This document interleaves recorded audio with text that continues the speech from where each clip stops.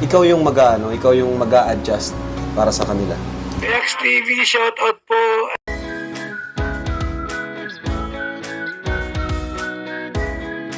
Isang mapagpalang araw po sa inyong lahat mga kalingap, maligayang pagbabalik sa aking YouTube channel Reacts TV.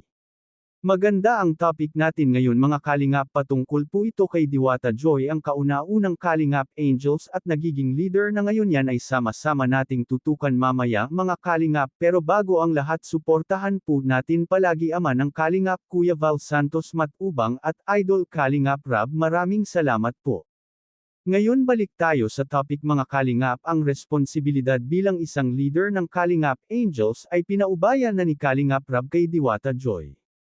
Sabi ni Idol Rab, si Diwata Joy na ang bahala sa kanyang mga kasama, siya na po ang mag-advise mga kalingap. Sabi pa nga ni Idol Rab ay mahirap maging leader, iba't iba ang mga ugali.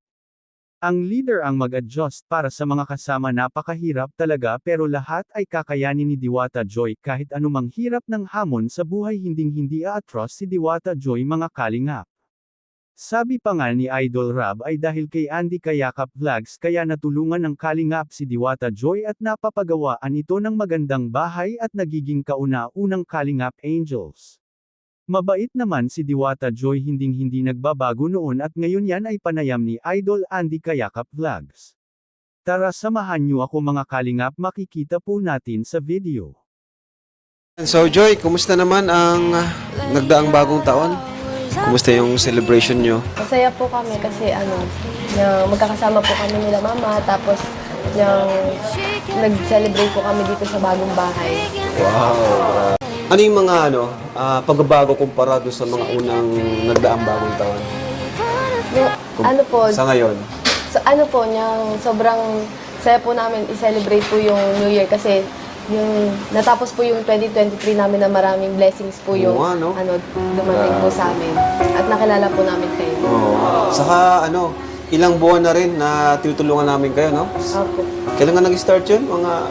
May po. May? May 30. Grabe, hanggang ngayon, tuloy-tuloy ang blessings, Palapakan natin. Oo. Talagang sa Kalingap, hindi lang basta pagtulong, talagang nagbabago po yung buhay ng ating beneficiaries. Ito nga si Joy, ang isa sa, actually, siya yung pinakaunang Kalingap Angel na natin, no? Ikaw, di ba? Kung ano siya nung nakilala namin, ganun pa rin siya. Yun naman maganda kay Joy. At talagang di niya sinukuan yung pagiging leader ng Kalingap Angels, Okay naman sa'yo hanggang ngayon na leader ka ng Kalingap Angels. Hindi ka naman okay naman.